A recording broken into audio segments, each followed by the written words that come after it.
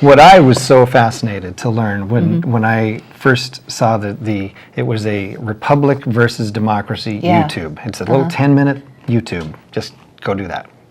Republic versus Democracy.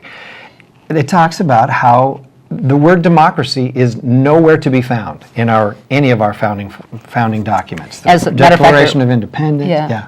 Thomas Paine hated the word democracy. Oh, yeah. Well, and I think James Madison said that democracies are always as short in their lives as they are violent in their deaths.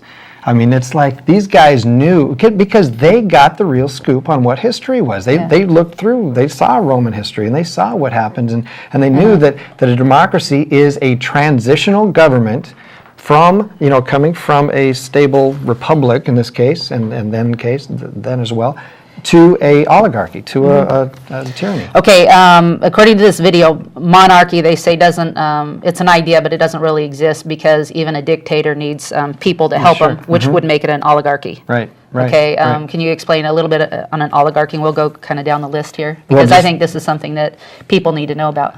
Right. Well, and this is partly my.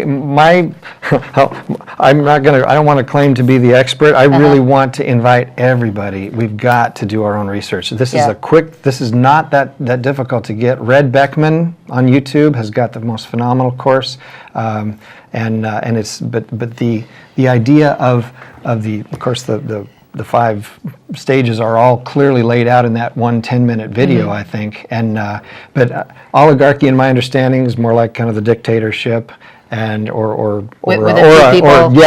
the group. Yeah, basically so like the New World Order type in a way. Yeah, it's basically the higher ups, managing or running the show, and versus the people, and the challenge with the education about what a democracy is in there was fascinating, and I just want to leave it at that and really invite people to go to that.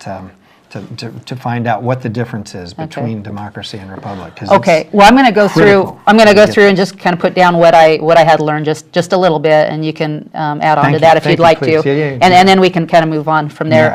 It goes from oligarchy to an anarchy. And anarchy is complete, like revolution and people angry at the government. Right. Well, that's no government. The point I think that I got the biggest point was that the difference between the right and left is more of that total government and no government. And you've got and any of those can be a total. I loved that analysis, because this is what I've been trying to say. I just don't know how to say it, so I'll try again. Is that the left, or people want to say the left and the right, and then the right are like the fundamentalist Christians, and then the left are like the big, huge conglomerate government, and then mediocre. Well, no, our right is. I see. It's all confusing to me too, and I think that's part of the job. Basically, the founding fathers weren't on the right. We would, right now Obama would say they were far right. No, they were mediocre. They were in the middle.